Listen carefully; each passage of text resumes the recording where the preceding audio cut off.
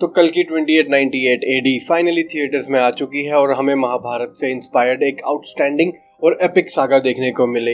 अगर आप देख चुके हो तो वेल एंड गुड, और अगर नहीं तो अभी जाकर देख कर आओ। It is hell of an experience. और सच कहूं तो कल की कैरेक्टर्स में इतनी रिच है कि फिल्म में गूज़बम्प्स आना तो गारंटीड है। डायरेक्टर नाग अश्विन ने हमारे पुराणों और हमारे भगवानों को यूज करके परफेक्ट स्टोरी और कैरेक्टर बिल्डिंग की है कि आप महाभारत से कैरेक्टर्स का स्क्रीन पर आने का डेस्परेटली वेट करोगे। कुछ हम इस पार्ट में देख चुके हैं और कुछ नेक्स्ट पार्ट के लिए लाइंड हैं, और कैरेक्टर्स अभी भी अपने फाइनल डेस्टिनेशन से बहुत दूर है। मूवी में इतना कुछ है कि इसके बारे में बहुत सारी बातें करना जरूरी है, तो प्लीज मेरे साथ बने रहिएगा, जहां हम लोग सभी कैरेक्टर्स के इंस्पिरेशंस और सिंबलिज्म को भी एनालाइज करेंगे। प्लस नाग अश्विन ने काफी मैथोलॉजिकल रेफरेंसेस का यूज किया है, तो इनके सिंबॉलिक रिप्रेजेंटेशंस भी देखेंगे। तो स्पॉयलर्स होने वाले हैं इस वीडियो में, सो बी वेरी वॉर्न्ड।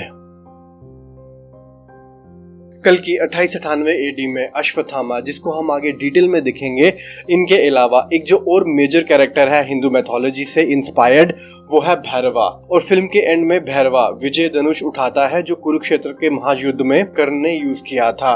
इस विजय धनुष को अश्वत्थामा ने पूरी मूवी में अपने हाथ में रखा है और इसका सिग्निफिकेंस भी बहुत अच्छे से डेवलप किया है नाग अश्विन ने। और एक पॉइंट पर अश्वत्थामा इस धनुष को याद करके कहानी बताते हैं कि ये विजय धनुष मेरा नहीं बल्कि मेरे मित्र का था जो मुझसे भी बड़ा योद्धा था, यानी कि अश्वत्थामा यहाँ कर्ण को रेफर कर रहे हैं। और एंड में जब अश्वत्थामा ने भैरवा को देखा कि इस विजय धनुष की दिव्य शक्तियां तभी जनरेट हुई जब उसे भैरवा ने पकड़ा, और यही समझा कि भैरवा ही कर्ण का पुनर्जन्म है। This was the point where true identity of Bhairava is revealed. इससे पहले तो भैरवा का बस एक ही मिशन था कि वो 1 मिलियन यूनिट्स जोड़कर कॉम्प्लेक्स में एंटर करके एक लैविश सी लाइफस्टाइल जिए।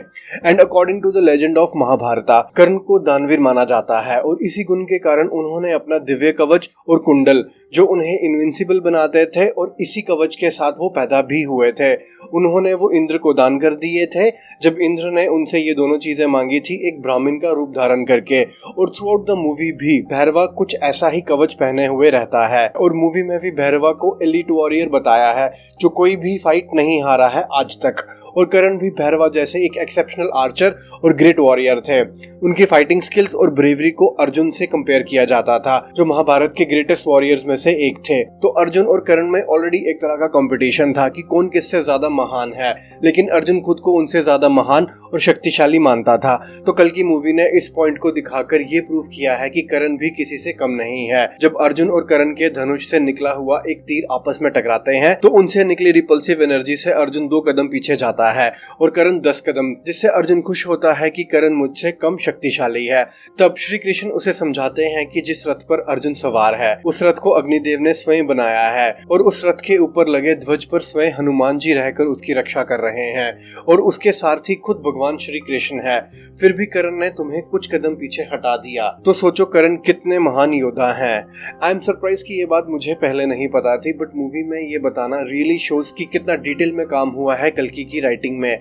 बेसिकली इस पॉइंट को बताने का यही पर्पस है कि भैरवा के कैरेक्टर को डेप्थ मिले। कर्ण में एक और क्वालिटी थी कि वो सबकी भलाई चाहा करते थे, और कर्ण ने लोगों को कास्ट के बेसिस पर कभी भी डिस्क्रिमिनेट नहीं किया और ना ही चाहते थे कि कोई किसी को करे, क्योंकि उन्होंने खुद अपनी लाइफ में डिस्क्रिमिनेशन झेली थी जब उन्हें क्षत्रिय ना होने की वजह से गुरु द्रोणाचार्य ने उन्हें शिक्षा देने से इनकार कर दिया था, क्योंकि गुरु द्रोणाचार्य सिर्फ क्षत्रियों को ही शिक्षा देते थे। तो कर्ण ने अपनी लास्ट मोमेंट्स में भगवान श्री कृष्ण से यही मांगा कि किसी को कास्ट के बेसिस पर डिस्क्रिमिनेशन ना सहना पड़े। और कल की मूवी में भी हमने यही देखा कि भैरवा प्लस उसके जैसे कुछ लोग जो लो लाइन पर हैं, उन्हें भी उस फ्यूचरिस्टिक सिटी ऑफ काशी में हर कदम पर उनके साथ डिस्क्रिमिनेशन होता आया है, जिस वजह से वो कॉम्प्लेक्स में एंट्री नहीं कर पाते, क्योंकि वो फाइनेंशियली स्ट्रांग नहीं है और उन्हें इस एलीट सोसाइटी का हिस्सा बनने लायक नहीं समझा जाता। महाभारत के कर्ण की इन्हीं क्वालिटी से इंस्पायर्ड होके आई गेस नाग अश्विन ने भैरव के कैरेक्टर को डेवलप किया है, और भैरवा का नाम काल भैरवा से लिया गया है जो भगवान शिव का अवतार है, जिनकी मूर्ति हमने मूवी में भी 1-2 बार देखी। काल भैरव एक डॉग पर सवार होते हैं और बुज्जी शायद सिंबॉलिकली उसी आइडिया को रिप्रेजेंट करता है, but in last battle Bujji transform होकर गोरिल्ला की शेप ले लेती है, जिससे ट्रांसफॉर्मर्स की याद आ गई। और एंड में हम भैरवा को बस कुछ ही पल के लिए कर्ण के अवतार में देखते हैं, और और ऐसा लगता है कि वो किसी अलग ही जोन में है और उसे नहीं पता है कि उसने अब क्या किया या उसके साथ क्या हुआ। लेकिन अश्वत्थामा के साथ साथ हम व्यूअर्स को भी आइडिया हुआ कि भैरवा कर्ण का अवतार है और अश्वत्थामा अपने मित्र को देखकर खुश होते हैं। और अब भैरवा का असली उद्देश्य है कल्कि की मां को बचाना और उसके जन्म को होने देना उस एक्लिप्स की रात को जो 6000 साल बाद अब आई है। अगर कल्कि का जन्म उस रात नहीं होता है तो इन्हें फिर से 6000 साल वेट करना होगा और इस जन्म के लिए सुप्रीम पूरी कोशिश करेगा कि उस रात से पहले उस बच्चे का जन्म ना हो।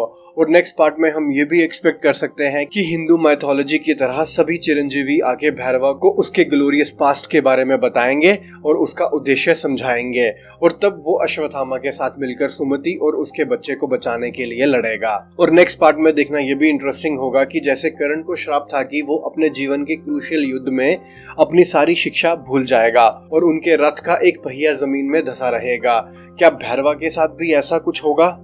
मुझे तो लगता है कि नाग अश्विन डेफिनेटली इस पॉसिबिलिटी को अडॉप्ट करेंगे नेक्स्ट पार्ट में, maybe in his own way, which will be an interesting event to watch. क्योंकि भूल जाने वाली कुछ ऐसी ही झलक हमने इस पार्ट के एंड में भी देखी कि कुछ देर के लिए भैरव जोन आउट हो गया था जब उसने विजय धनुष उठाया और ऐसा लगा कि वो खुद को भूल चुका है कुछ देर के लिए और एज ए करण बिहेव करने लगा। ऑब्वियसली इससे हम लोग ये गेस लगा सकते हैं कि जैसे भैरवा जोन आउट हो गया था वैसे ही जब भैरवा को पता होगा कि वो अब करण है और एज ए करण वो लड़ रहा होगा, मे बी कुछ देर के लिए वो एज ए करण भी जोन आउट हो सकता है। और मेरे हिसाब से मे बी ये वीकनेस हो सकती है भैरवा के कैरेक्टर की।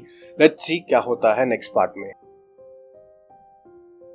कल्कि 2898 एडी हमें एक ऐसे पोस्ट एपोकलिप्टिक वर्ल्ड में ले जाती है जो कुरुक्षेत्र के युद्ध के लगभग 6000 साल बाद का है, जहां एक सुप्रीम यस्किन नाम के डिक्टेटर ने पानी और फ्रेश हवा जैसे नेचुरल रिसोर्सेज पर कंट्रोल रखा है और उसकी आर्मी ये इंश्योर करती है कि दुनिया ऐसी ही बनी रहे और लोग ज्यादा से ज्यादा सफर करें। नाग अश्विन ने ये पॉइंट डिलीवर करने में कोई कसर नहीं छोड़ी है। लोगों की लिविंग कंडीशंस और लाइफस्टाइल से क्लियर आइडिया हुआ कि सुप्रीम यस्किन ने कितना अत्याचार किया है आम जनता पर, जो उन लोगों को इस तरह से रहना पड़ रहा है। मोरओवर सुप्रीम यस्किन ने एक फैसिलिटी बनाई है जिसे द कॉम्प्लेक्स का नाम दिया है और एक आम इंसान को वहां एडमिशन पाने के लिए बहुत बड़ा प्राइस देना पड़ता है, अराउंड 1 मिलियन यूनिट्स का। ये कॉम्प्लेक्स काशी सिटी में सिचुएटेड है।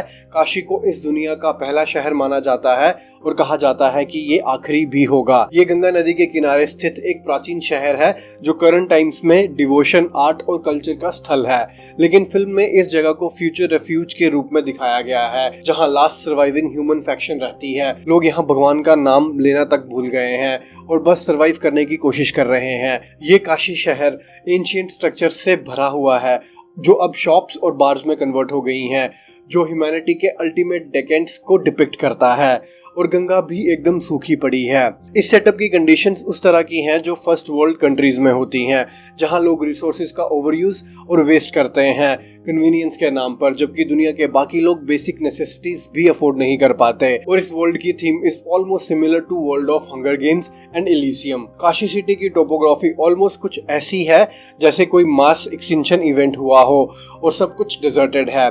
बिल्डिंग्स और स्टैचू जमीन पर डिमोलिश्ड गिरे हैं। ऑफ कोर्स ये मूवी में बताया नहीं है कि दुनिया में ऐसा कौन सा इवेंट हुआ है। ऑलमोस्ट ह्यूमन स्पीशीज ही एक्सटिंक्ट हो चुकी है और यही एक लास्ट सिटी बची है, बट वी कैन गेस कि विद टाइम सभी रिसोर्सेज डिप्लीट हो चुके हैं and rest climate did all the work. और इस सिटी में दुनिया की सभी रेस के लोग एक साथ मिलकर रह रहे हैं। आपको इंडियन, चाइनीज, अफ्रीकन, कॉकेशियंस सभी दिख जाएंगे मूवी में। एंड आई रियली लाइक्ड कि इस पॉइंट पर डायरेक्टर ने गौर किया है।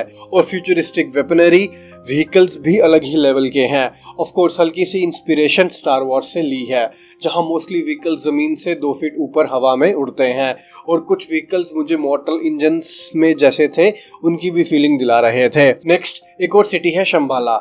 हमारे पुराणों के हिसाब से it is mentioned as birth place of कल्कि और यहीं पर सुमति को अश्वत्थामा द्वारा लाया जाता है और रेबल्स ने इसी जगह को ऐसा बना दिया है जो ऑलमोस्ट काशी को टक्कर देती है अपनी वेपन्स और आर्मरी को लेकर।